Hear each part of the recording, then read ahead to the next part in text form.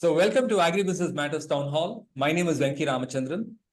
Agribusiness Matters is an endeavor to discover systems thinking in food and agriculture in an age of runaway climate change. Today, we have a very special edition of Agribusiness Matters Town Hall. Irrigation tech has been a sort of a subject that's been very close to my heart. And simply because of the reason that without water, none of us can exist. And most of our farmers, as most of their decisions are based on water. And especially, an endeavor like this to bring together different players is largely like, this famous poem about, have you seen the bigger picture, elephant? Have you seen the elephant, right? I guess each of us are working on different parts of the elephant. Some of them are working on maybe on the tail, or some of them are working on the trunks, and the intent is to always to see what happens when all of us really dialogue together and see how the bigger picture looks like. And that's what my endeavor has largely been in Agribusiness Matters, in exploring system thinking and seeing how each of these players and the solutions and the technologies all come together. And when I was looking at all of your rich and illustrious backgrounds, I realized that there's a lot of interesting commonalities.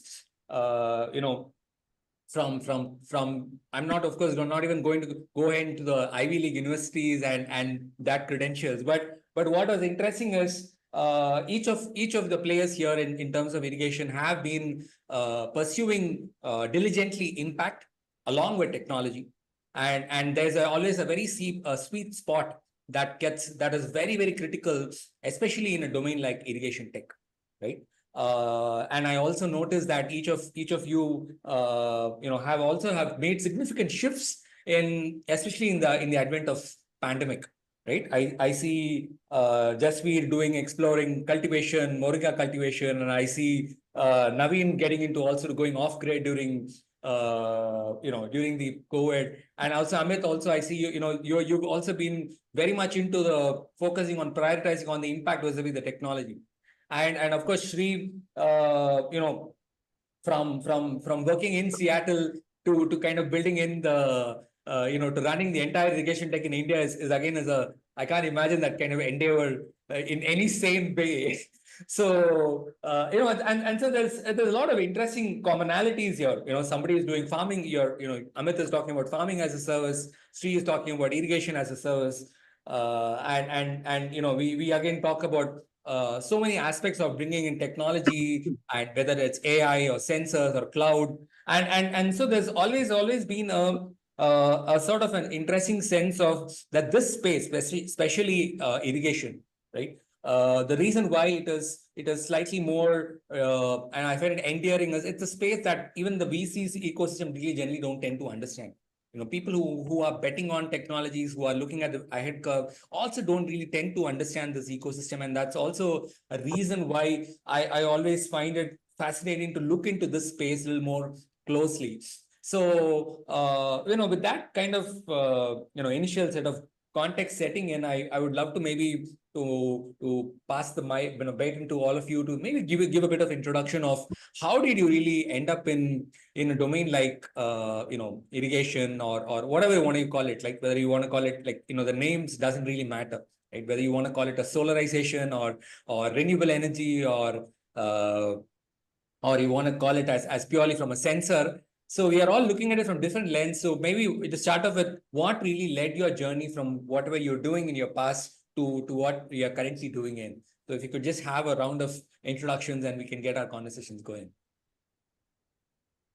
Sure, I can kick it off. Yeah. So yes, Venki, thanks for the background introduction, and yeah, nice to meet everyone, and happy to be here today. So my journey is, so I've taken a 180-degree sort of, turn. So I was a banker in my previous avatar, consultant banker here in India, in the US and Switzerland, so on and so forth.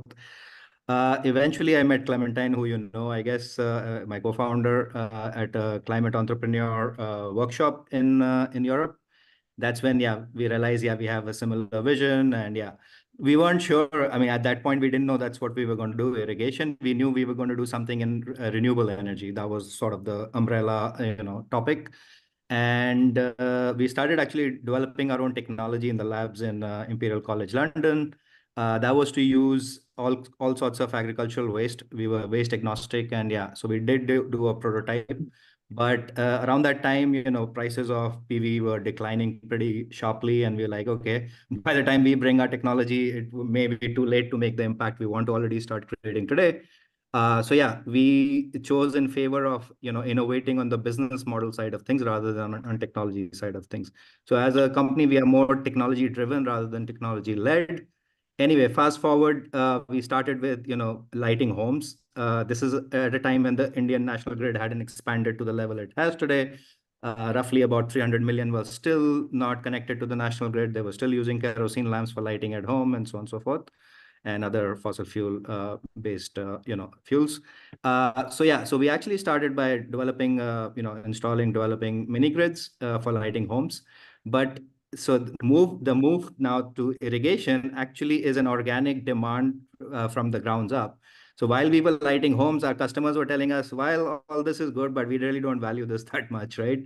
We're happy with our kerosene lamps, or even solar lamps are available all over the place now. This doesn't really add to our income, right? So they were looking for something that would, some productive use of energy, right? So that's where we talk a lot about productive use. I mean, this is not a term they knew, but yeah, they're like, we are all farmers. We have huge challenges with irrigation. And these are all, very dependent on diesel gen sets for their pumping. I'm talking about the eastern part of the country, UP, Bihar, so on and so forth. Yeah.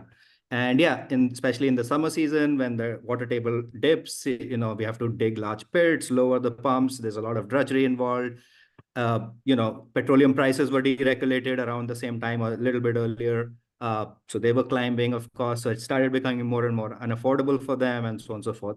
So that's how it really happened. So then we said, okay, let's go back to the drawing board. This is the pain point. This is the challenge. This is what we should be solving for. Why try and do something that they don't even want, right? So yeah, let them prioritize what will empower them and help them. So that's when we started with irrigation. We obviously, did a lot of, ground stakeholder consultations, speaking to lots of farmers. Did all of that focus group discussions. And then, that's how we then jumped into solar irrigation. But the challenge was, our mission was always going to be the bottom of the pyramid, the lowest income farmers. And therefore, and I can come to that later, I guess. But yeah, why pay-per-use or irrigation as a service or farming as a service, because we also offer other services, is because we knew that none of them had the upfront capital. So we had to eliminate that upfront capital element from our business model. And yeah, that's how we got into irrigation. That's briefly our story. Nice. I'll move to Naveen here. Naveen, what was very intriguing when I looked at your background was in you went almost off grid in the pandemic, and you said you wanted to work in off grid, and you were also talking about legalizing cannabis. Where did that come from? I'm very curious to look to look into that side of the story as well. That's something I didn't see it coming. Yeah, sure. I think I'll cover all of it, but I'll start with how we got into it. So I was working in tech. I went to IIT, studied engineering, then started figuring out what to build, and uh, had a startup earlier which kind of picked up, got up to 100, 200 people. So from there, I started thinking on what are the more basic problems that needs to be solved instead of building some apps for games or increasing social media presence or something which is more fundamental. And then we started building PhyFarm with my other co-founders, and we figured out that if you can regulate water and maintain climate in a greenhouse, that is something that automates a process of food production. And from there, we started building our products. It's been 5, 6 years now. So the product has gone through journey of 3, 4 iterations, and we understood that irrigation is one of the most demanded products or a most repetitive task in the entire food production. There's someone going on, turning on and off a pump and giving fertilizer so that we can have food on our plates. And then we started building products. I think we realized there were a couple of other companies like Netafim, Jan, uh, Reviewlist. There are many Israeli tech companies already building products, but we found that Indian market is different, and we have created products for Indian use cases, so the cost is low, and it's a higher generation product, as in it's cloud native, you can access through mobile, while the other generation controllers were more of offline based. So yeah, it's a process. I think you keep on evolving and converge to a point where there is actually something which is needs to be solved. Is a problem that needs to be addressed, and irrigation for most of the farmers is a problem. So we have most of our product lines is going for irrigation. And during pandemic, yes, yeah, living in Bombay was kind of difficult. So, what do? You be close to your customers. So I started living at the farm, and then sort of, you have, when you live at the farm all alone, you do all sort of things. And uh, going off the grid is the best way to, practice sustainability. So that is something a personal interest as well. I like to be as carbon neutral as possible. But yeah, so there for a year and a half, I spent at a farm, understood the process, and it opened a lot of ideas on when you actually do farming, you understand the problems firsthand. No textbook can teach you that experience that you get while you use your own product and try to think it from a customer's shoes. So, that 1 year definitely helped and improved our product, and our focus evolved into irrigation after that. By being at the farm gave a close picture of how food production is done. And yeah, so we still had that farm, that R&D facility. I don't get much time now to develop further on it, but it's a pipeline project. Probably I'll have uh, sort of a sustainable farm with a bunker there. And cannabis is, probably talking about cannabis, it's one of the most profitable crop. When you're growing tomato, when you're growing cannabis, you sell $10 versus $1,000. So for us as a market, it's kind of obviously, if there are people who are growing cannabis, we have higher value for our product. So that goes along, like, it's purely economy wise. And there has been trend, why we got these restriction, although our culture traditionally had use of it in some certain form. I think it's in more of a edible form in traditional cultures, but I think West has applied their logic and they kind of outruled it. So now they have changed back and they are legalizing, and it's additional tax money for government. So I think those things are happening in India also. There is a lot of lobbying happening. So many people are working on uh, that part of it. But yeah, if you really want to double farmers' income, or rather 5 times farmer income, the most profitable crop would be something like, saffron or cannabis, or specialty crop, which is going for a price point much higher. But yeah, it's more on a lighter side. It's something taboo still. So, you can't go much Yeah. deeper into that topic. No, yeah, I think that I have met cannabis entrepreneurs who are now building marketplaces in Chhattisgarh. So I think it's also a booming market, and so yeah, we will maybe do a one day a town hall specifically on cannabis. Anyways, Venki, if I coming may to ask Naveen a quick question. So for sure. cultivating cannabis, do you need some extra licensing or something or not? Like I'm I asking think this in then the sense, if we were to train our farmers on growing this, because we are trying to move them to more high value commodities, would that be easy, or it's a tough roadmap? I don't think it's legal right away. I am not Okay. sure. From last I checked, it was 2 years ago. Then at that time, you cannot grow it like right away. You need to have a license, and specifically in 3 or 4 regions of India. Hmm. Yeah, in some regions it's allowed, and that's why there are some entrepreneurs who have taken locational advantages and doing that. It's not That, across the yeah. country.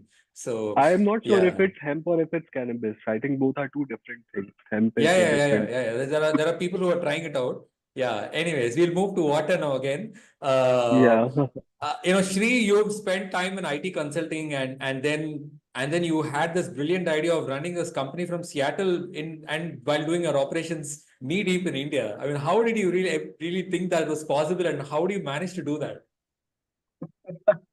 Well, actually, that was not the intent to begin with. But anyways, I think so. Before AgriRain, I was working with Lindsay, right? That was actually one of the irrigation companies, and because of which I actually got exposure to the different markets. So essentially, the African markets, the Indian markets, and the Southeast Asian markets. So what happens is that when you start talking to farmers, you realize that I think there is definitely a need, especially the product versus service, right? when you look at all of these products, they've been there for like what 70 odd years. Technology has kind of improved so much. I mean, if you look at center pivots, you look at growth reels or drip. I think the technology is like to a point where I don't even know if the farmers even understand the the overall information what goes into it and how it is actually built out. So that's when I think where I kind of realized, and in fact, it was actually something that was going in while I was at Lindsay, was to kind of see, look, if systems were to be placed, I'm talking about from a tail end perspective, not from a front end perspective. If you look at from a farmer end, I don't think, especially small and marginal farmers, like I think Amit kind of touched this point that the affordability is the key.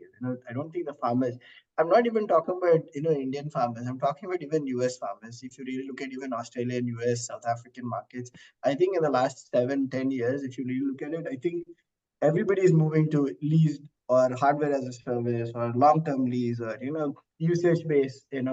So I think even companies like Lindsay or anybody, I think they're all kind of figuring out how do we basically kind of get back to that, as a service, whatever it may be. It could be equipment as a service. So I think that's where what started the discussion is that let's kind of figure out what we need to do for a small and marginal farmers. Let's go back to the drawing board. Again, going similar to what Amit kind of went to the phase of business model innovation rather than technology. So that's where it started. Of course, then I was not in Seattle, I was in Nebraska, so the hub of irrigation, and a lot of help from the rest of the other world. I think Wageningen from Netherlands kind of chipped in terms of their ideas. So we had a larger pool of experts kind of come in at the same time. I was actually traveling almost, I was in India for almost 280 days a year. And only spent like the rest of the other few. I didn't have kids or any at that point, so it kind of was very easy to kind of do this. I think the rest of the other crew probably would agree. As you get the family, you start kind of understanding what the need of to be at home. But I think the key element was, let's start looking at from a product perspective. And then the other piece that I kind of really look at, again, when you're getting into the details of it, there would be, I have Jasveer and Naveen, I'm sure they probably have more insight about it.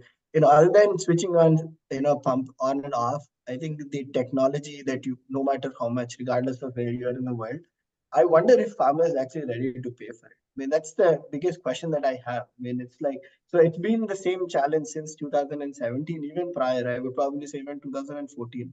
If you look at, the likes of Lindsay's of the world and even other companies, they've started doing this whole switching it on and off and everything in 2009-10.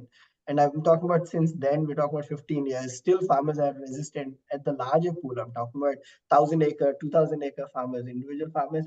Unless it's a corporate-led discussion, I don't think they're ready to kind of pitch into the technology side.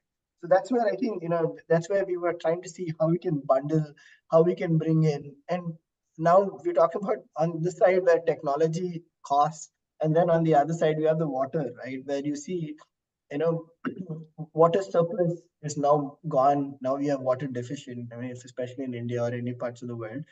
Sometimes we talk about there is too much drought, and then sometimes we talk about flooding. So it's question of, how you manage water. And if you ask me, again, this is another discussion, is because you brought this up, and I think this is a great discussion point, and everybody's an expert here to kind of hear through. I don't see farmers basically fully irrigating their farms. I don't have, again, this is my philosophy theory. If you ask them, they'll always basically either deficit or maybe supplemental. Nobody in India, if you give them a prescription, regardless of you take a Jain farmer or a Revelis farmer or anybody, I don't think they'll ever follow to the T the prescription that the softwares give them, right? Other than like maybe pomegranate or control environment, CAs, or like, if you talk about greenhouses. Open cultivation, I doubt basically farmers would look at it. They're always, balancing water. They're always kind of leaning towards their tribal knowledge in terms of when to irrigate, how to irrigate. They'll go to the field, they'll check what how it is dry, and based on that, they'll apply 1 inch, 2 inch, 3 inch, and then they'll just leave in Punjab and all, I'm sure, what they do is power aa gaya to bas pani do, power nahi aaya to bas apne aap band kar do.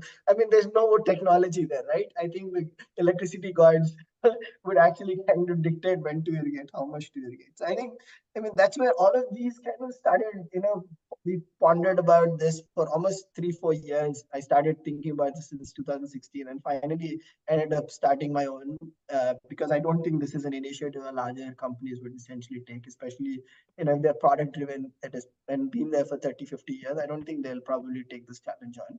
So that's where we started, and then we talked about this. We are a pay-per-use critical irrigation company, right? We provide critical irrigation to farmers. I always overemphasize this because people tend to think that we'll irrigate like 10 times. It will never be affordable to you. Irrigation as a service will never be affordable if you start irrigating 10 times.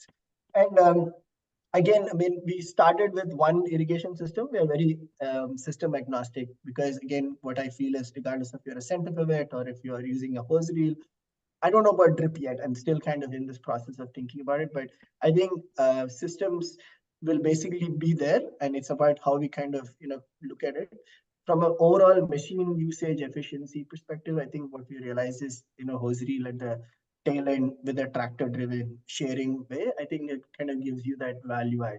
So that's how we started, and we're in the process. There's a lot of learning. I mean, we've pivoted many a times. We started, delivering it to an individual farmer that blew on our face. We started looking at collective farming that blew on our face. Then we started looking at SNGs that blew on our face.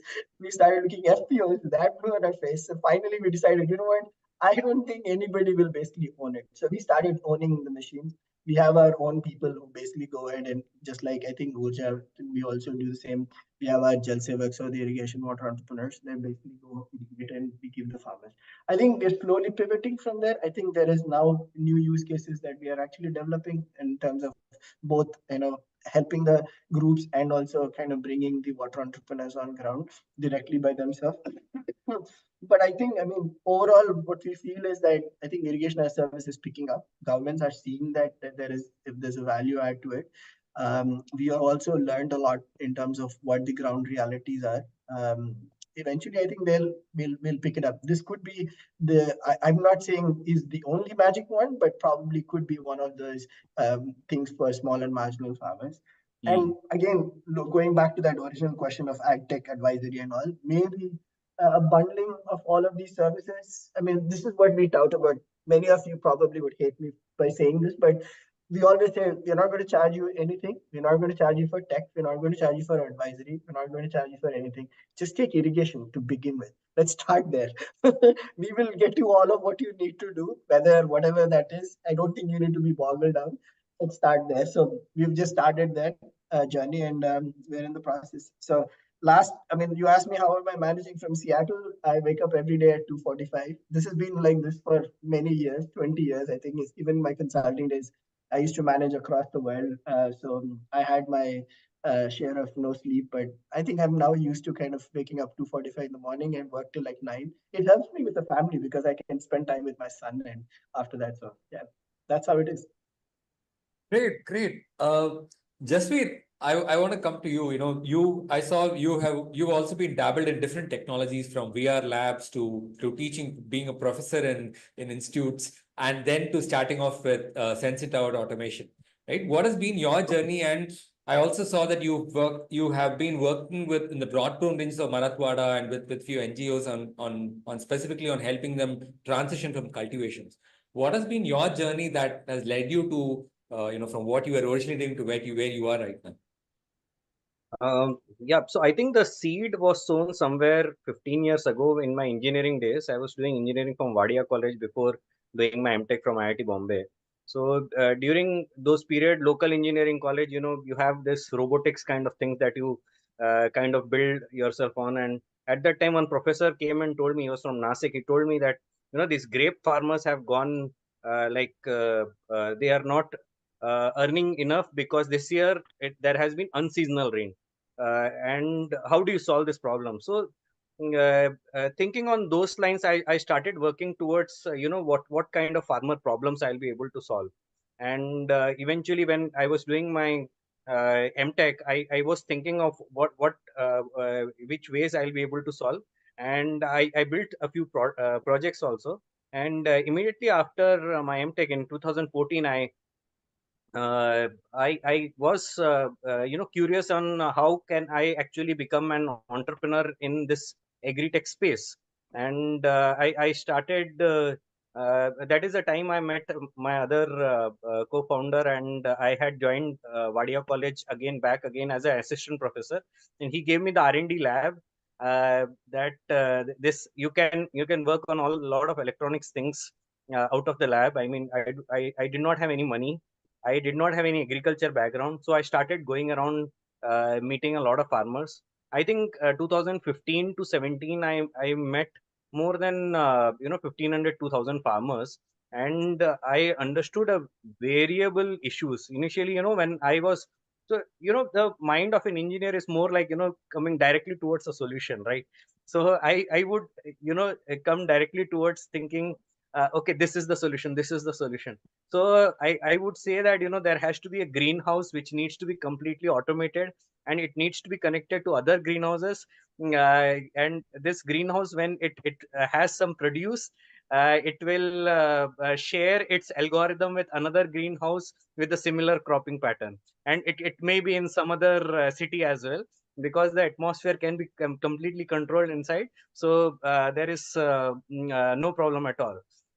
With that thought, when I went and started meeting farmers, this thought was without meeting any farmer. Okay, so and I had started building the solution at that time. But when I started meeting farmers, I realized there are a series of issues that are there. There are electricity issues. You do not have 24 hours electricity. You would have 6 hours, 8 hours, whatever electricity available. Not everywhere also. But in most of the farms that I was visiting, mostly in the Maharashtra, Western Maharashtra and Northern Karnataka region. And then I saw there is knowledge issue, big knowledge issue. Water issue is definitely there, but big knowledge issue is about how much to irrigate, people do not know. How much to give fertilizer, people do not know. And even if the who is the local guy. So I was looking from a very scientific perspective. I did MTech in research. Then when I joined R&D lab, again research. So the mindset was always research. So I always thought from the scientific point of view. So I thought, who is the one suggesting them? Probably these agriculture universities are the ones. Then the agriculture graduates becoming agri consultants, these are the ones. So when they go and ask the farmers and tell them, how are you doing, and suggesting them various practices, I went and observed in various regions and saw if they are following it. And I did not know that this is how they do it, but I found that the neighbor, how they practice, the neighbor is doing, they are doing exactly the same way. So the crop selection is that way. The fertilizer kitna dalna hai depends on what the fertilizer shopkeeper is telling them. How much to irrigate depends on their convenience. So if they are at home and the nighttime schedule is there, they would probably have a small technology called auto switch, and that will turn on the pump whenever the electricity comes, and will switch off whenever the electricity goes off. So if you have 8 hours of electricity, that say a 5-acre or a 10-acre farmer will have only one plot of land, say 1 acre of land, being irrigated with this pump with multiple walls. So one wall is going to that 1 acre, and 8 hours of water is going there. So and it triggered me a lot, because I was kind of in phase of an environmentalism at that point of time, and I'm still am, but I'm not I've got used to it. So I started thinking how to solve too many series of problems at that point of time. In 2017, I registered my company called Sensit-Out Intelligent Solutions Private Limited, and उसमें हमने ये product बनाया which is called SICCA, and now it's more called as SICCA automation.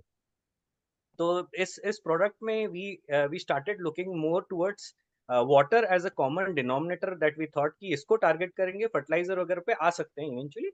But pani is something which is affecting everyone, whether it is small holder farmer or a big holder. Water is something सबको affect करता है.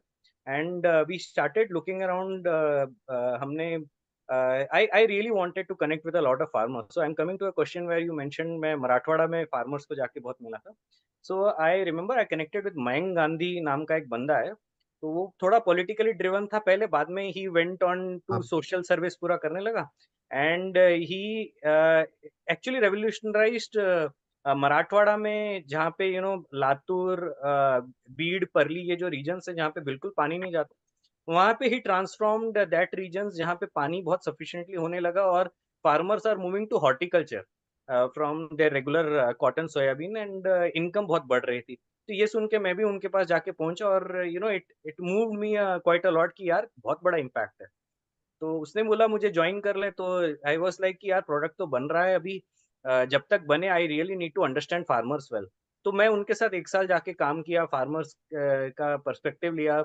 आई really understood how they are switching, how they are switching from the regular crops to these kind of horticulture kind of crops, and when their life is being transformed, it was becoming easier for them to afford any technology that can come into the farm. So how do you address affordability? Like Oorja, AgriRain are trying to address it by pay-per-use, but in my thesis, I thought, यार ये नहीं possible है in most places. एक बार उन्होंने लगा दिया system, भले ही आप remotely control करके you can turn it off or whatever, but you really need that system to be always running, because I mean we wanted it, and the farmers wouldn't want to pay for it again and again. So simple is, yeah, you take a one-time cost. Now the question is what kind of one-time price would they be ready to pay? So this also brings to the adoption issues. So those were the kind of things. Then I looked from different perspective, pehle scientific, then the farmer perspective, that how do we address that. So after that, when COVID came in, I went and started doing farming myself. Hardware startup, you can't do anything sitting at home much. So I thought, agriculture is going on, no one is stopping agriculture. So I went and took 1 acre, 2 acre land on lease, and I asked the local farmer that you will do the farming, but I'll tell you what crop to be grown, and the practices that you do, I don't want to change that. Initially, I was more like, carbon neutrality wali type ka, but I realized that it's one of my friends suggested, Gajanan, who joined me later in the company. He suggested that this is not everything you cannot do at one farm, and there has to be an incremental change rather than a step change. So some practices that we started following were simply that whatever the farmer wants to do, whenever they want to irrigate, I'll just go and observe and see how their life is. So I actually started getting heart attacks since the time they started sowing. So there were multiple heart attacks during the period. I said, I will not use any technology, even my technology, I won't put there, and I just want to observe how they work. So if I am understanding their daily patterns, then I would be able to, with that empathy, I would be able to build my product or sell my product. So that is when I realized. So I'll quickly tell you one small story. So when we first went to the farm and nighttime electricity, so they would scare me a little bit and tell me that if you see a snake kind of thing, don't worry, that might be a pipe. Okay, those kind of things. And then he used to bring me on his bike. At night time, he used to maneuver through the khadde aate hain, ya whatever potholes are there, or the road is not well, the street lights are not there at the farm, and he would take me to the farm and towards. So we used to go by our mobile flashlights and go to the farm. And once, what happened, his bike headlight was not working. And I was like, how are you maneuvering through this road? And he said, I know this road exactly well. Kahan pe kaun sa khadda hai, kahan pe kaun sa patthar hai, I know it exactly well.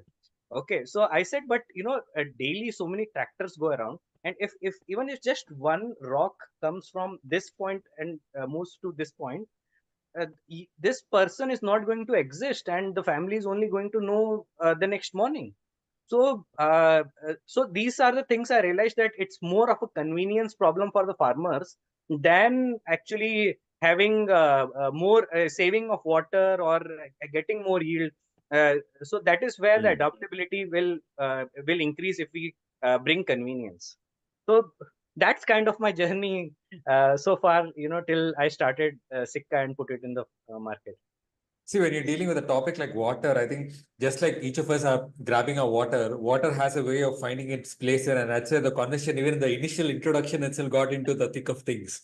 So, in one way, I like this panel. And first of all, I apologize to the women that this is turned out to be a manel. I did try out few. Well, you could have invited Clementine instead of me. I know. I did try actually a few options, but then it didn't really work out. So first of all, apologies for that.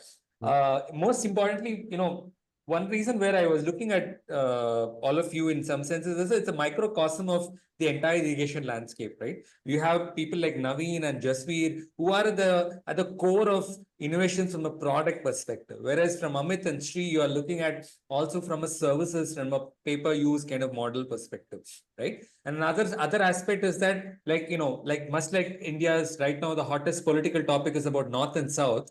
The geographical span of players who are working in this is also looking at North and South, right? With Amit is looking at UP and Bihar, Sri is in Telangana, and Jasveer and Naveen, I think, are more in the Maharashtrian regions, right? A lot of activity there. So in a sense, it's a lot of a good nutshell of what all the areas that, we tend to see all irrigation activities, right?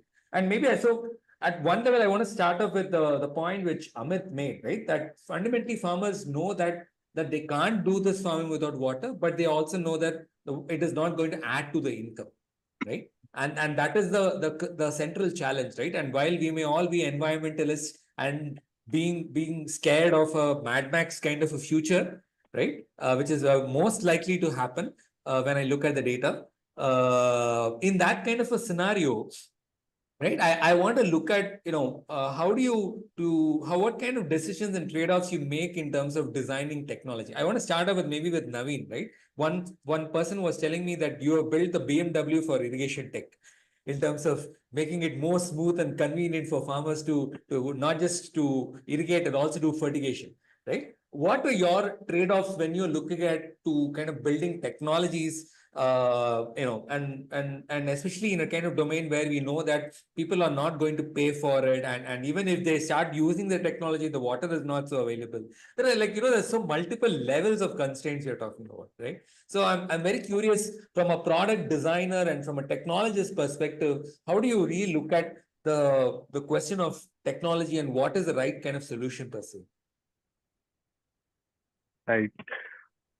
So, I think what I thought when we were building first version was a different thought process, and what we are building right now is a different thought process. Initially, we were more focused on building a product. Like when you come from a tech background, you are like, okay, we know what is the best and we know how to build the technology. But I think as we started deploying our products and as we started seeing their usage and see how it is being used, or what complaints or what feedbacks or what challenges are being faced, now we think very differently, and trade-offs, as in, I think there is a very simple thing, the base usability. Like if you are building any technology, at what level it is usable, is it adding any value, and what is that value that is coming into life of that person who is paying for that. So I'll give an example of two products. We not just build controllers, we have a sensing platform as well, where we can give sensors to read value from soil moisture or temperature or humidity. But the value that comes out of it is not very significant compared to, as Jasveer mentioned, it's more about convenience. Why we are seeing people using this system is, I don't think any farmer care about water. I don't think in their brightest of day they would be like, I want to save water today. It's just they're in a situation where they don't have water. Now it's more of like, you have this much water, what can you do with it? The base of their planning starts from how much water I have, and then kind of they go on further which crop to select, how much area to cultivate. So I think the trade-offs that we make in terms of technology is, we don't want it to look good. We don't want it to have the best aesthetic features in the first version. We probably evolve into that, but at the initial stage of product, I think getting that first product out, getting it deployed and tested and run it for 3-4 years is what I think is important. But when you when you want to manufacture 1,000 units or 10,000 units, then your thinking becomes on the line, what is easily assembled, what is the cost efficiency that comes by using this particular design. So I think it's a constant evolving journey. Maybe we'll be thinking something else in next 2-3 years from how we think about product or technology. But at this moment, in this frame of mind, we want to scale the systems to a significant number. 10,000, 20,000 installation is what we are looking at. And I think once we reach there, so we kind of know how to get, like, we can scale the manufacturing to 20,000 units. Deployment and installation is a different challenge now.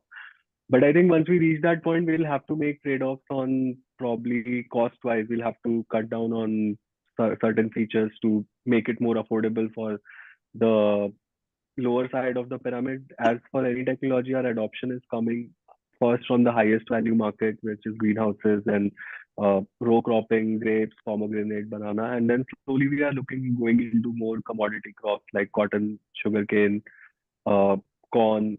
And irrigation in itself is a very broad thing. So we particularly 90% of our work is on drip irrigation. We are seeing some installation of a rain gun or a pivot or more non-drip or non-lateral kind of technology. So irrigation, we have a slice of irrigation which we look into, when to turn on and off a pump, how much water it can give, and inject fertilizer into it as a add-on for high-value farmers. Yeah, Sri. Well, I mean, when you call Naveen the BMW of irrigation, we've actually taken a bullock cart approach. In fact, I mean, it's not, I mean, I'm sure, the other panelists will probably bring in more ideas and more thoughts. We stripped down every control, every best technology that's possible. We've stripped down everything to a point where everything became mechanical. No, sorry, if I just interrupt you for a bit, no? Okay, I'll also add a bit of a question that connects you and Amit also together, right? Because I think Naveen was ending his point on the question being scaling the system, right? And I think what is very interesting in your approach and Amit's approach is both have looked at scaling the system from two different vantage points, right? Well, you're talking about stripping down the system, whereas Amit has focused more on, okay, in specifically from a solarizing it and adding a solar around it, in what ways there. So I'm just trying to place that from the sense of like what you talked about from the stripping down. Also, maybe touch upon how do you then scale your system, because at one level, talking about pay-per-use model seems so obvious in this kind of system, right? But it's so freaking complicated because you can't measure how much you use at a very, and put that on, even you can technically measure, but bringing them down the ground is always a challenge. So yeah, from that context, I wanted to bring you that, No, I think scalability is one of the key elements. But if you really look at, the 4 points that you've started looking at, right? 1, usability, and 2, scalability, and 3, looking at from a farmer adoption, right? See, unless and until you make it possible for them to use it, you'll never be able to scale. That's number 1. And number 2, unless and until you make it affordable, you'll never be able to use it. So that's another, it adds back to that discussion. And and then again, so you can keep adding technology on top of it. If you want to get back to, let's say if I want to, it's a matter of maybe a week's worth of, going back to drawing board to add that back. And again, looking at it. So look, business model innovation, I'm sure Amit will basically bring in this. It's not just from, understanding the machine use efficiency and trying to make what is that, unit that we charge the farmer. It's also technology. So like I mentioned, we were looking at using drip as irrigation as a service, and we're still thinking about it in the background. Unless and until, there is something that you could take and reuse it. And, again, there exists this intricacies of operations, somebody taking it out, putting it back. And again, what happens to the wear and tear and what is the amount of wear and tear? It's all about different costs. From our perspective, and 2 key elements, again, from a business model and from a machine perspective, right? From a business model perspective, I usually thought, fuel was one of the key elements that I have to really look at, because 46% of our cost is essentially fuel. But then what we realize is it's not fuel. It's actually moving machines from point A to point B, which is actually the key element, right? Which is actually the beauty of what we are trying to develop and show to the rest of the world, that look, this is actually movable, and it is that way we can scale. But what we have realized in the last 2 to 3 years is it's not anymore, not just the fuel or not just the ground operations. It's about moving point A to point B. So these are things that you need to start looking at from a product perspective. And one example, again, I'll stop here. So there is a new project that we are working with under the NFSM in Madhya Pradesh, 100% subsidy to the farmers. So farmers don't need to pay anything. They just can basically ask us to come in, irrigate to the farm. You know how many farmers have taken it in the last probably 1 month? 4. 4 acres have been 4. And you know why? It was just as simple as because they don't want the machine to enter into their field. They don't want a tractor to enter into their field. Without tractor, I can't pull my cart. And so they were saying, pull it using hand or using people. They said no. So now I have to go back and bake into that my innovation, what that is. So scalability from a perspective of the usage is something that we need to start looking at as well. So they're like these, even though there exists demand, even though there exists complete 100% subsidy, but still farmers don't want to adopt it. It's because, again, that use case, that one particular use case. So I think from a pay-per-use perspective, it's just not from a business model innovation. There are many elements that cross to each other. And I think fundamentally what we have realized is that adding more technology creates more pain at this moment. I think you can scale it up pretty easily from a technology perspective eventually, but I feel dumbing it down and then even selling the machine or doing a pay-per-use becomes easier. Again, the operators, right? We have operators in between. You asked me how I manage from Seattle because I have beautiful, very, very nice entrepreneurs on ground who really work hard to get the irrigation done. So that's, I think we need to make it easier for them. Anyway, Sure. I'll let the rest of the other panels speak for it. Yeah. So before I come to you, Jasveer, I just want to.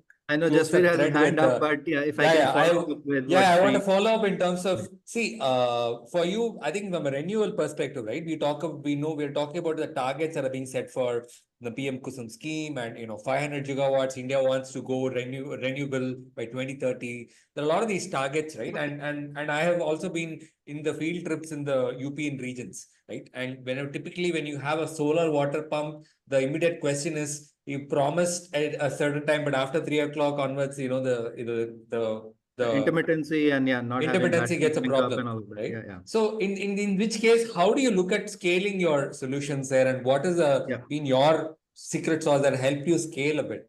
Yeah, sure. Just to make a couple of comments about what Shri said. One, you could have had just one of us on the panel and the information you would get would be the same. Our experience, approach, things about driving down, stripping out technology, all of that is very similar. But you're doing different regions, no? That's the reason why I brought all of you together. No, I know. And just one difference between us is he wakes up at 2:45, I go to bed at 2:45. So that's the only difference between us. Okay, having said that, and what Naveen was saying earlier as well, I think we are confusing something. We are conflating two things. There's a 80-20 divide here, right? So you have 80% farmers who are really marginal, smallholders, less than 2 acres of land holding. He's catering to, it seems to me from first impressions, he's catering to that 20% market. Shri and I are trying to address the challenges at the 80% market, right?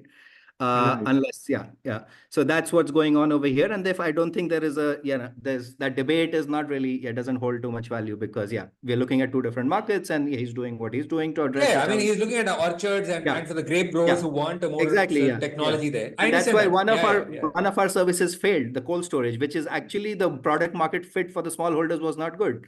If I go to his value chain, that's where pomegranates, grapes, all of those things he was talking about, that will work, right? So I got that one wrong. So in terms of coming back to your question of scalability, etc. So a couple of things we have done to make it more scalable. One, I'm a big critic of the Kusum scheme. One, it has been notified several times over the last 6 years, but also very badly targeted and very badly designed.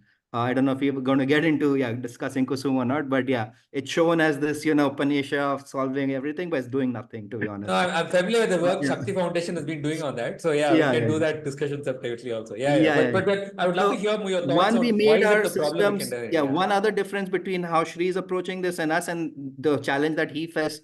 He's absolutely right. Farmers don't want. That's why we can't do our installation during the time before they have harvested, because you go and destroy the crops, right? So, but in our case, ours are standalone systems. They are mounted, ground mounted. They're just there. We're not moving them. I see his point, why he's moving them, so he can cover more farmers. In our case, what we do is we realize that we deploy larger size of pumps. So that same pump can then be shared by several farmers. In this case, what happens is, the point of generation or pulling out the water is, in one place. We innovate on the distribution side. How do I take this water from here as far as possible, right? whereas he's taking his entire equipment around and, trying to solve that problem. So there are two different approaches. Yeah. You're So in more our the case, downstream end then. yeah. In terms of scalability, Kusum will address the challenge of one farmer because targeted at single farmers, right? With one deployment, I'm changing the lives of 20 farmers, right? Because they can all share this asset, right? So by already just deploying 100, I'm reaching 1,500, and by deploying 100, Kusum is reaching only 100. So there you already see that difference in scale, right? Other than that, of course, obviously we are asset heavy, like he said, again, same thing, affordability, all of that. We can't really sell the technology to them. Ownership is with us. It sits on our books. It does have a long, so idea is always to, see how you can reduce that payback. Yeah. So yes, there is some subsidy component in this. So we work with the, partners on the ground who are willing to make a financial contribution. But if I scale this up at, after a certain threshold, and when you start reaching your economies of scale, I actually am profitable. And yeah, I can meet, operational profitability starts for me within 3 to 6 months. So that's not a problem at all. Of course, to meet the management overheads and all of that, all these extra costs. Yeah, then obviously the paybacks look, a bit like 3 years, 4 years, so on and so forth, right? But it is scalable. One, it is attractive to now, not so much Indian investors. Domestic investors are generally not interested in this. One, it's missing a technology component. Like you haven't, developed a new technology. They're obsessed with that. And yeah, and two, because yeah, they don't like asset heavy, ventures. But internationally, there's enough capital out there, and we've been successfully, obviously, leveraging that capital. So yeah, and therefore, both, all sorts of instruments, equity, debt, grants, of course. Yeah. So to get you off the ground in something like that, we have been, trying. Of course, it was, we are heavily reliant on, grant funding or philanthropic capital, non-returnable capital. But we've reached a point now that, we have institutional investors, and yeah, and they are obviously still patient, and yeah, they don't expect, VC type of returns or exits and so on and so forth. But yeah, but if you give us that window and the horizon, yes, it's totally scalable. Of course, you can further keep, like Shri was also saying, yeah, you have to keep refining your model again and again every time you experience a new challenge and so on and so forth. The other thing you can do is, in terms of scalability, to add, which we are trying now, but with a different customer segment, is not holding the ownership of the assets for its full lifetime, which can be 15 to 20 years, but start looking at models where you can transfer ownership after 3 to 5 years. Obviously, if you can recover your investment by then and you've depreciated your asset to zero, basically, and then you just pass on the ownership, and then it becomes free. And then they still have a good useful life of, about 10, 15 years left in that.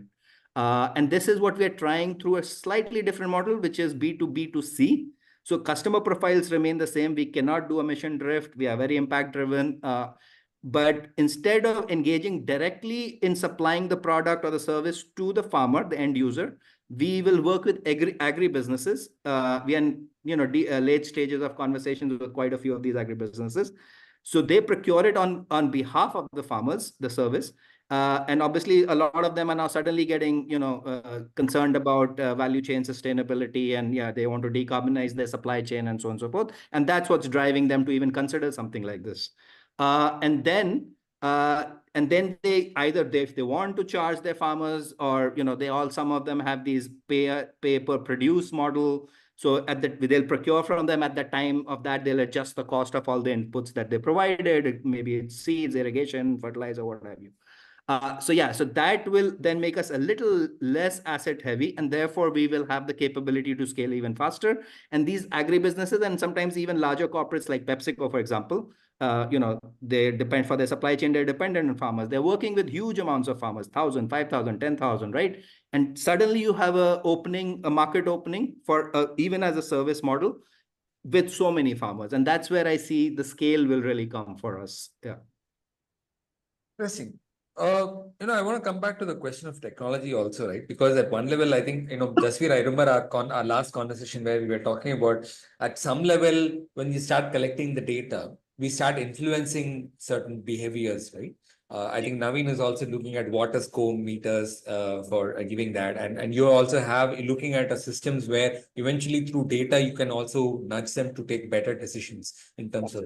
So what has been your sort of learnings in, because in this kind of, given the kind of mood of what we are looking at is, we almost tend to downplay the value of data, right? So maybe what you can throw some light on in what ways data is actually helping in taking slightly more sensible decisions. Sure. Rinki, I'll start with how Sri and Amit mentioned how they actually reduced, cut down their system. So even we, like I mentioned, मेरे को greenhouses के लिए करना था. So the eventual technology would be that, but we actually stripped it down to what is required now. Like we talked, so we came down to irrigation plus fertigation देंगे. I realized कि both ways, when you look at building the technology, it also takes that much time to build, a BMW, right? And it will also take uh, and the market will also become smaller and smaller. Okay, so I started with a vision जहाँ पे during my IIT days मैं रोज newspaper खोलूंगा तो in summer every day I'll read about farmer suicides. So see, not coming from farming background, all these things mattered to me, and so water matters to me, farmers livelihood matters to me. ये सब, but ये दो अलग अलग problems है. इसको मुझे एक there was one point of time when I had to actually say that these are two different problems and I can only solve one at a time. Okay, so I started looking at water as a problem, and then I said, okay, it also makes sense to look at water first, because whenever I build a solution, my early adopters are not going to be smallholders.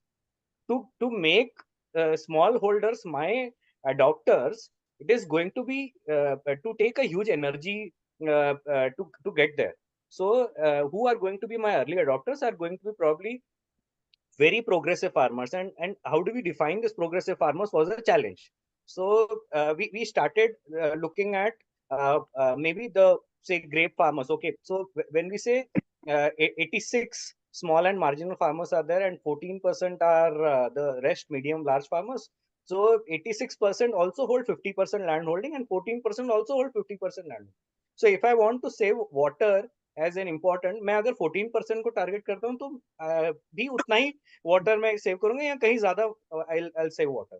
So I started looking at that perspective, and I realized कि also my early adopters are going to be not the small holders who actually go and go rice, wheat, soybean, cotton kind of farmers. They are going to be probably more horticulture kind of farmers.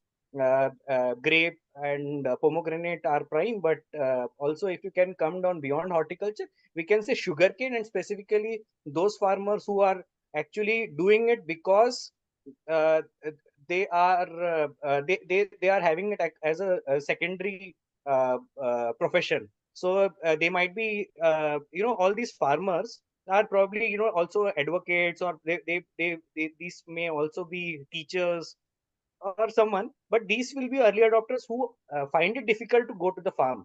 So उनके बहुत ज़्यादा, who is the most inconvenient if we target them, and also these sugarcane farmers who want also, this is kind of a parallel investment for them and earning a lot out of them. So if they are targeting beyond 50-60 tons per acre to maybe 100 tons per acre, there are a lot of farmers in Western Maharashtra whom we are targeting, who are actually targeting this 100 tons per acre yield.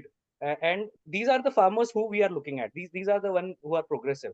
So these are our early adopters. And if we are able to target these, then there are many farmers who the technology will trickle down to their followers. And they have a huge farmer following. So we looked at what are the things that they would accept immediately, would be more of a retrofit design, because the existing irrigation automation companies who wanted to make it easier for the farmers were not making it really easier, because you would go to a farm and physically program certain things. You would need to, and while installing, you would need to change the pipeline structure of the farmer, make it centralized, have an overhead cost, and a farmer is not going to bear an overhead cost unless I am doing a very corporate kind of farming. Okay, and I have a very huge farmland and it's difficult to manage. So we looked at retrofit design, we looked at remote operation, we looked at other problems like servicing, and also any feature that a early adopter would want. So we actually, when we stripped it down, then we also started building it again to meet the requirement of an early adopter. But definitely not बहुत ज़्यादा BMW जितना जाके, but उतना ही जितना that the early adopters would require, a large base of early adopters would. Okay, and when we started looking at product market fit, because see, I started with a vision of serving farmers in general, and in general, actually 86% become more in general than 14%, right? So I always had the dilemma of how do I eventually get there, and that is where the scale will also lie. So I realized that when we call a product market fit, there is no one market. There are multiple markets, so there has to be multiple product lines for it. So we started categorizing different product lines based on categorizing different market segments. So that is how now we have actually 4 to 5 product lines which we have. So one for greenhouses, wala bhi almost we have developed it. One for smallholders also we have developed it. So the one with Nudge DCM Shriram Ag Water Challenge, where they are targeting 2 things at a time, that you have to save water and it has to be also for the smallholders. So we have also developed it, but these are kind of experiments that we are running, how the smallholders will be adopting, because we are not going entirely to the the chasm of early adopters and then to them. So it's more of an experiment. We know that early adopter part has to be run through, and then figure out how quickly we can trickle down to the smallholder. But we do have the different product lines where we are experimenting. No, but I want to maybe slightly diverge it a bit in terms of, I mean, the word smallholder is also very, very, confusing word, right? Because smallholder comes in various shapes and forms. But Absolutely. maybe one distinction is a rain-fed versus an irrigated, right? Because, when I looked at the data also of the irrigation challenge, I think I've spoken about this at Sri also, right? That while irrigated regions, it's understandable for them to embrace irrigation technology. The challenges from an economic perspective, livelihoods lie more in the rain-fed regions, right? And they are the ones who are growing everything else other than wheat, and then have much more challenges and in terms of growing there. So maybe, and I'm just Sure. before we come to the protected and all those aspects, maybe in this specifically from a rain-fed region, in what ways these solutions can be deployed. If anyone of you want to throw some insights on how their behaviors are different, maybe I think it'll be interesting. I'll just finish this. I am not a specialist in rain-fed, so I'll just finish this on how we have approached this. So we have approached it where it is not mostly rain-fed, where there is proper irrigation pipeline structure is there from whether it's a groundwater resource or whether it is a river. So we have made it irrespective of the water source available for irrigation, but there is a definite pipeline that is going into the farm. And initially, our target is those who are having drip irrigation, because it's quite a big market. If you say that there is 20% penetration of micro irrigation systems, and so still that 20% is a huge market, right, to cover. So we have started targeting only drip now, while it can work for flood as well. But we know the future is something that they would probably go into, like the PM has started a scheme of giving it through pipeline, taking pipelines to the farm. So similarly, Jal farmers Shakti will Mission, eventually take the pipelines into the farm. That's the idea. So that is why we have started our solution directly with the pipelines. But of course, we know that many other farmers are there who do not have pipeline system, and that is not our anyone else to talk about rainfed. Meanwhile, I'll just quickly answer part of the question that you had asked about data. Okay, No, so we'll come to that later. okay, We'll get into sure, this and then we'll move that. Yeah, sure, yeah. sure. Let's Yeah, go but there. sorry, you were also bringing up the point there. No, I'll just share some insights around, generally, I don't know rain-fed specifically, but generally around rain and the behavior and all of that of farmers. One, you see that even when it's as a service and they only have to pay, for the units of water they'll consume, they will still like to wait. If suppose, they know that tomorrow it's raining, it's going to rain tomorrow and they need the water today, because there is a window of 1 or 2, 3 days where, you can still sustain without irrigating. They will like to wait and see if the rain will come. So idea again goes back to the fact is they have to save every penny they can, right? Yeah. Despite it making our, we price ourselves nearly 30-40% cheaper than any alternative available to them. Despite that, yeah, they will push the boundaries as much as they can, try and get as much done by rain or other, such events. And then they will go to the, alternative where they have to actually, give out some money. So that's one thing. And then rain patterns obviously have been shifting, right? We know climate change, and it's very, very visible. And again, that makes it difficult for businesses like us as well, because at least our models is very dependent on utilization, and you have to make certain, predictions about utilization. And yeah, and only then, the economics will really work. And if there is, for us, having too much rain obviously is bad for us, right? Because then they will not take our service, and then we could be in trouble. So yeah. And then also shifting rains, and I mean, shifting rains has, from a business case point of view, obviously has a problem. But even from, what we see in Punjab, etc., untimely rain, then the shifting cropping pattern, etc., and, then depletion of water and things like that. So yeah, that's sort of, yeah, my, idea about rain. But it's not that our UP Bihar customers are not really there, because they're all doing cereal crops, quite water intensive crops, of course, especially paddy, for example, sugarcane, mentha. Yeah, so they can't really rely only on, rain. They will need a second source, even if they, partially, use rain-fed irrigation method. Yeah, Shri, you were nodding vigorously when Amit was sharing it. I guess you Because guys I have a have similar 3 use experience. cases. No, because this is of course, I'm with Amit on this one. We call it window of opportunity. Our life depends in 15 days. If 15 days are gone, then that's it. The whole season, I think we call 45 days of, hell, but it's actually 45 days are gone in that season, then you don't get any revenue. The whole season is actually dependent upon 45 days. Of course, that's where our, planning and everything really is important. Going back to your question there, Venki, I give you 3 different hydrologically. If you really look at it, rain-fed is not actually by choice, right? I mean, if you actually look at it, there are tanks, there are actually, some kind of methods. They do irrigate, they do have some method. It's a question of how do you save water. So one interesting project, if you would have asked me pre-COVID, I maybe would have probably had a whole team of people who can talk about this, but we had to strip down because of thanks to COVID. But anyways, we had a project in Ivory Coast. The crux of that project is that there is no water source. We can't lift water from rivers because of the CIA, where cotton made in, or CMIA, cotton made in Africa, it requires you not to basically take anything from surface. So you can't take from borewell, you can't take from. So you have to either, first harvest water from rainfall. There is close to around 200 days of rainfall, and then there is absolute drought. Like there's no rainfall whatsoever in the last 2-3 months. And that's when, incidentally, why I don't know, they choose to basically grow cotton. But anyways, long story short, we have to basically do that.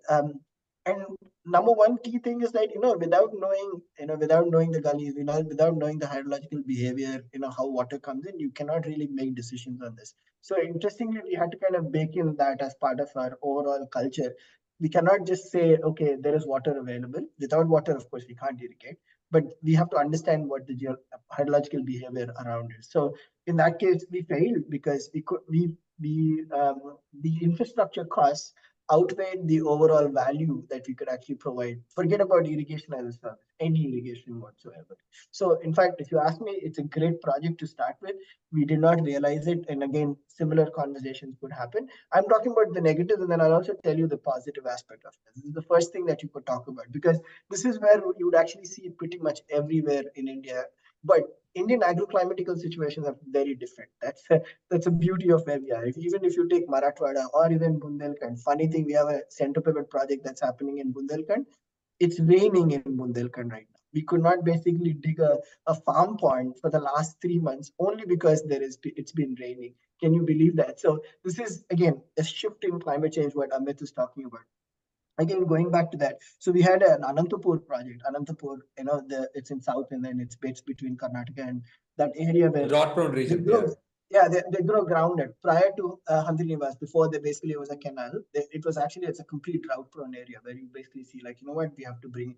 And the government every year, even till today, because it's all rain-fed area, they also ground it. I don't know why you would basically so ground it when you do not have water. So again, you do that. And I mean, again, you cannot take the cropping pattern. You cannot take that, basic behavior of the farmer, whatever they do. It comes to a point where it wilts away. I mean, all that effort and money that they put in, we have to basically bring in water. So literally, we had to have our own private infrastructure. That's the reason in one of our slides we talk about we are probably we do have close to around 33 kilometers of pipeline in our asset book because we had to basically build up this kind of water source, like I think Jasveer has been talking about. But interestingly, again, compared to Ivory Coast to this one, we were successful in bringing in water and saving the farmer and saving that crop. But is it scalable? Can I move these pipelines? Can I basically build this kind of infrastructure? Unless and until there's creative financing available, I don't think this can basically scale. But interestingly, it can solve the problem. So it can take an impact outlook out of it, and you can maybe look at it in a different way. But from an overall scalability from internal, irrigation as a service, for profit company, I doubt it will basically happen. But what we can really think about from that end is that private infrastructure is possible.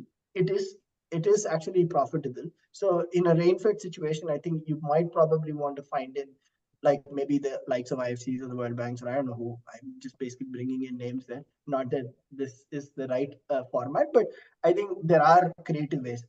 Banks would not touch. Last conversation, and I'll finish it off, which is basically the most important one, is that look, I mean, as these varies from a rain-fed perspective, right? The affordability of that farmer is extremely low.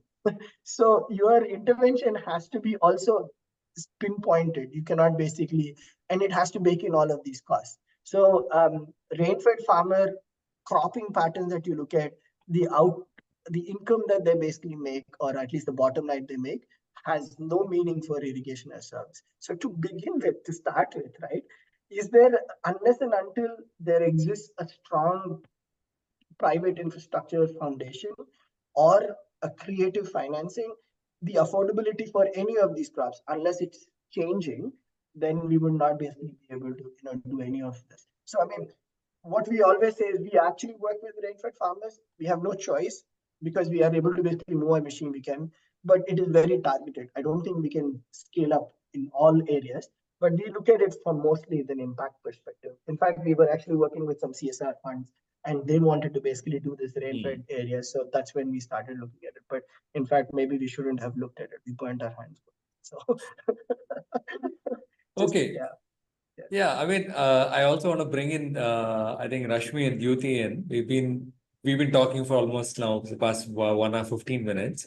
While they come in and Reshmi and Dyuti, please feel free to comment your questions there. I also want to bring in Naveen's point. Right, Naveen, when I looked at your both from the Hub and from the from the PhyFarm, you also looked at the water scores and there, right?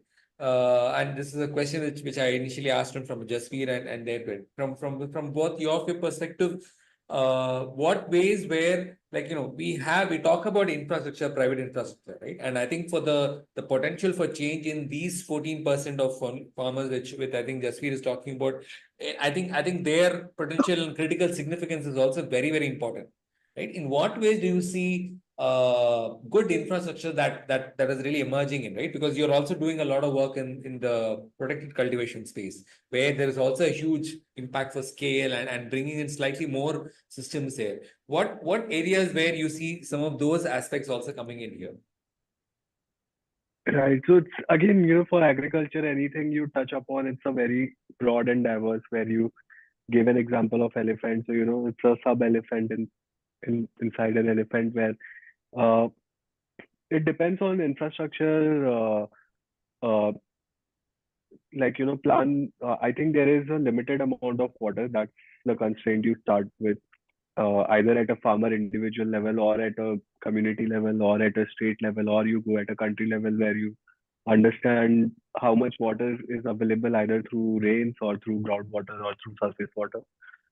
And there has been guesstimates or estimates about how much surface water is left in certain regions. We have started seeing, I think, anecdotal experience, water is going down in many regions, and during March to August, it's not available at least in 70-80% of Maharashtra. So the farmers we work with, they try to build their own infrastructure. For them, it's a pond, it's a borewell, and combination of these two, three things where they either have a water source or they create their own water source, or and they try to balance it with both. But at a larger community level for paddy and all, I think uh, there are things which can go wrong. There are things which can go right in infrastructure. I think you definitely need water to be lifted and placed where the cultivation is happening, or if the cultivation area crop cover is shifting due to climate change. So that has to be understood, and infrastructure has to be probably made at a community or at a larger level. I don't think infrastructure at a micro level is going to make sense. And that should be a very methodical and statistical study of understanding where you need water, where water is available, and try to kind of take a holistic approach to redistribute the crop, or wait until we run out of some commodities like coffee or chocolate, or probably that's the play point when the world realizes, okay, we need water, and there has to be more effort going into managing water as a resource. I think probably a combination of it will help define infrastructure. But how infrastructure helps, everything starts after you have water in farming. Nothing happens without water. So, you cannot imagine anything being grown if there is no water. So that is the critical level at which we should have infrastructure. But we live in a very non-idealistic world. So we'll have to see how it unfolds. But I think there are changes happening, right? And I mean, I keep bringing this example from South in the Delta regions. We see water markets coming up where there are water cooperatives where farmers share infrastructure. And again, that's another question for all of you in terms of, building up water market infrastructure, I think is very much possible right now, right? Because the big farmers do understand these constraints and are now willing to share. At least the ground stories and I hear from the Delta regions in Tamil Nadu give me a lot of hope that yes, there are areas where farmers are willing to share and also partake the infrastructure costs and kind of it's more like a water market in a very regulated sense, right? And water markets again go back civilizations. We don't think it's a modern phenomenon. Even in the ancient days, you see water markets have been there. But I guess the question to all of you gentlemen, and when you look at data, is what is stopping you from building a water market infrastructure? Informal water markets have always been there, Venki. In fact, if you really look at Madhya Pradesh, UP, all of these areas, I mean, they basically start sharing. In fact, the places where we go irrigate, the same pump is actually used for multiple farmers. They have their own internal things. It's like, we started looking at water credits very probably 2018, 19. We realized, through like maybe water markets, you could probably harness some water credits and all. I think the challenge is that nothing is formal. Nothing is basically something that they would put it on paper. It's all about, that village and that, the village head, how he basically, kind of interacts with the farmers. Other than, I mean, international markets, I mean, there are actually water markets. There are actually kind of functional water markets. For that to happen, I think you need to have that large scale farming. And I think that's probably my feeling about that water markets is. So talking about informal water markets, what she said, just to sort of add a little bit more to that. In fact, our pay-per-use model was inspired from those informal markets, right? So even when they were using diesel-based pumping, not all of them owned a diesel pump. They were renting it out to each other, right? And therefore, it's basically a pay-per-use as well. So in that case, informally, the guy who owned the diesel pump was giving it on a pay-per-use basis to his neighbors, and that's where really we picked up from even designing this whole pay-per-use model, right? And if I may just bring in another comment from a previous discussion we were having, the sort of the balance between tech and scale. I don't want to send the wrong message. I mean, tech is important. I mean, like we are tech driven. I'll tell you where we are balancing our tech. We are stripping down tech where the touch point is with the customers on the hardware side of things. But we are actually, ramping up tech because, and that goes into, how we can scale, how we monitor internally in the company, RMS systems, dashboards, data flow and all of that. That's where we are ramping up. And that is not exposed to the customer. At the customer level, we are stripping it down because of affordability. At the company level, to be able to manage large, infrastructure, distributed infrastructure, we are ramping up tech actually. So yeah. Yeah. No, I mean it's quite. I mean it is oxygen in some sense, tech. So I think how we are balancing it is a question there, and that's where I maybe want to go back to that last point which we couldn't discuss with Jasveer, right? But in terms of data, right? I mean recently I heard there was a water cup that happened in Maharashtra, where farmers competed amongst each other. I don't know if any of you guys have seen that story where farmers competed with each other to have a water cup where they each of them had their own cultivation cycles, and then they decided who was saving the water the most, and they were rewarded. So there are now newer social experiments are also coming up where we are playing with data and doing it. So I guess there are a lot more possibilities that we could do now that we have technologies to measure some of these things at both an upstream and a downstream end.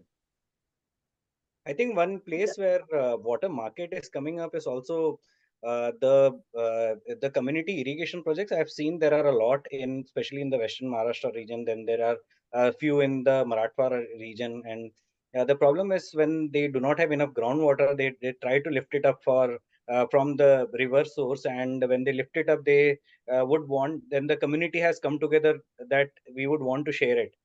The problem there is that these people come together, put a capital investment, maybe from 4-5 kilometers, 10 kilometers, there is so much infrastructure needs to be built up. So that is where they contribute to a certain extent, and then later on they have to share the price of the electricity. The water is for free to them. Okay, now but even if I am a farmer who is losing less water, I have no incentive to reduce my water usage or anything. So I think the challenge there is, or the problem that could be solved, is that how do we monitor how much water someone is using, and if they can pay for that instead of dividing say 10 lakh rupees electricity bill among 100 people. So that would be very expensive to each of them, even if they are not using it. So I think Oorja ne bahut acha that you have tried to address that with your pay-per-use model, and would talk to you again, Amit, later. Sure, yeah, we can connect offline. And Jasveer, just to add to that, that's another problem with Kusum, right? Because once with the subsidy, or let's say even if there's a loan involved, once all of it is paid off, water is literally free. And then they basically just misuse that, right? Yeah. I know. I think how do we, when the moment we bring in subsidy, that's always the question of like the more you bring in subsidy, there's not sense of valuing and appreciating it. So I think that's how do we put a caps in it? And right now we see more governments wanting to get control over this. So it's going to be a complex and ecosystem there. But I think we have come to the end. Reshmi, you want to add anything? You want to have any comments? Reshmi is from UNIDO. I don't know if you have any specific comments or reflections you want to bring in there. Thanks, Rinky. And hi, Jasveer, good to see you here. I'm at home, not an avatar to put my video on, but No it's lovely worries. to connect again. So, Jasveer was part of the project that I worked at UNIDO in supporting entrepreneurs like him. And Jasveer had successfully demonstrated his technology in field conditions, proving the efficiency, water efficiency, and resource efficiency at large. So that's one thing. I have two questions. One thing is, I was wondering the role, just want to understand the role of these organizations like Digital Green in taking because they started off with exchange of ideas between farmers, right? Best practices and more interventions, how farmers would do that. So how is that? Do you see your technologies, your practices that you take to farmers would benefit from more organizations like Digital Green coming to the fore? And I was also thinking about when we are talking about rain-fed farming, there is another um entrepreneur like Jasveer, whom we supported with KateWorks, who had this portable small solar pumps, and they used it extensively in areas of MP and other places where you had small holding farmers with rain-fed farming, and they had these small ponds, and they would use this for efficiently irrigating. And they also saw that the difference of not using a diesel pump, these small pumps made them, retain the water longer in their ponds. So there were more farmers in the region around that pond or tank could use it. And there was also sharing of resources, basically the pump. That was one example I was thinking. But yeah, just a couple of comments, but very, very insightful. And thank you for having this, Vinky, once again. Wonderful. I think maybe just to rephrase your question, right? I think what you're asking is, I mean, at least my understanding of digital green is more in terms of knowledge sharing and creating knowledge sharing platforms that not Peer-to-peer necessarily learning. correct peer-to-peer tap into peer-to-peer learning. And not necessarily, I mean, it could work across different technological contexts, right? I mean, it's not just purely from a sense of deploying technology, but how do you create that kind of learning among farmer communities? I think alluding to Yeah. also, let's say Jasveer's technology is captured by farmers, that are using it already, is captured in their, sort of, they make a lot of videos, right? And the farmers themselves report on it, how useful it is, what benefits they're deriving from it, and so on and so forth. And then other farmers get to see it, and then adoption can scale in that sense if it gets into their, whole video network system. Correct. Yeah, thank you, Amit. Yeah. I think Naveen was also from PhyFarm. You've created videos for your PhyFarm, right? I mean, I think everyone is right now is into that kind of knowledge dissemination aspect there. Yeah, sorry, someone else was pointing in. Yeah, Reshmi, we are using actually digital green for our entrepreneur training videos. Interestingly, because we have a lot of villages that we need to cover, and we recruit a lot of cluster level guys. So it's easier. I mean, once you start looking at it, how it is easier. So from a peer-to-peer look, and it's, I mean, not much of work that you need to do. Of course, on a corporate end, it is actually a little expensive, but it generally, if as long as it is. I mean, because they have a good reach, this is basically what they have. They have a very good reach into all of the other areas, and it's also online, so that's workable. One point that you mentioned, Reshmi, about the farm ponds in rain-fed areas. See, the challenge in rain-fed areas, if there is a farm pond, I think all of us here would basically be able to solve.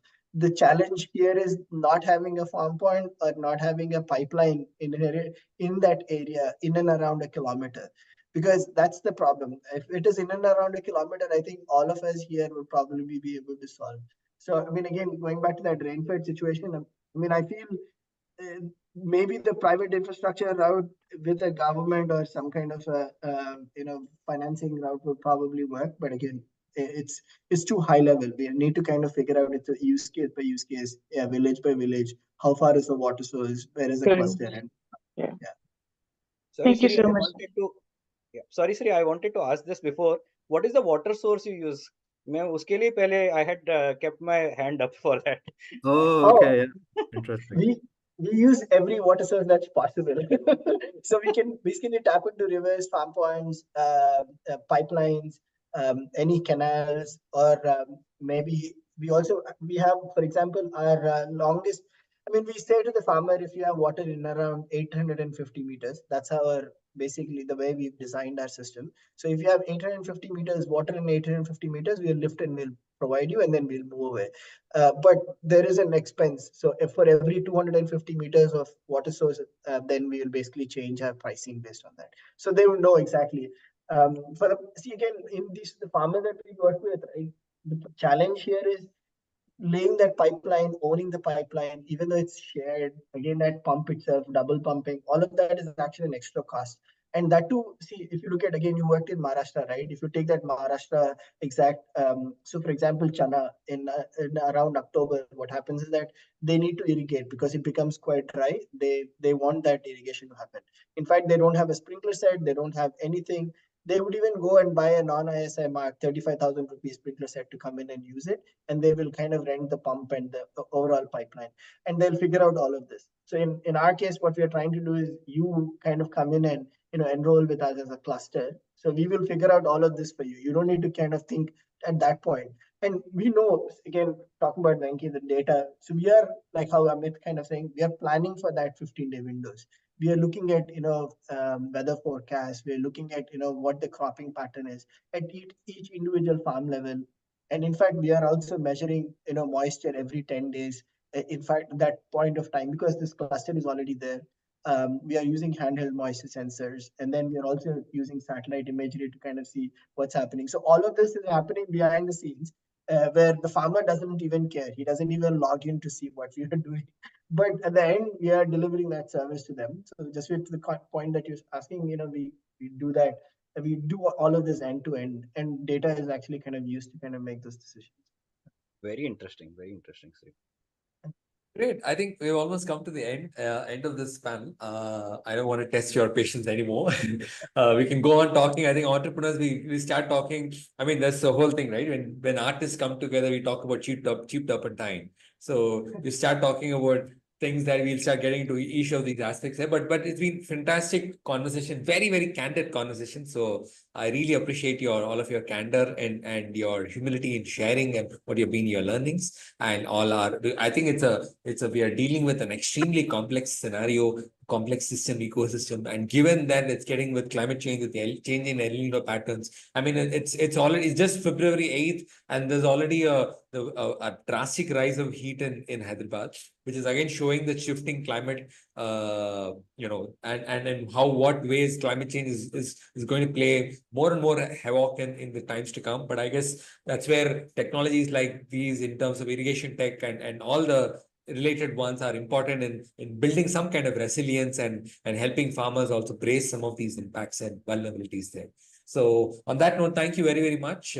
Thank you for taking time to speak with us. And I will share this recording also soon, and looking forward to seeing you on touch with all of you. Thank you very much. Thanks, you. Vicky. Thank you. Thanks, everyone. Thank you, everyone. Thank you. Bye, everyone.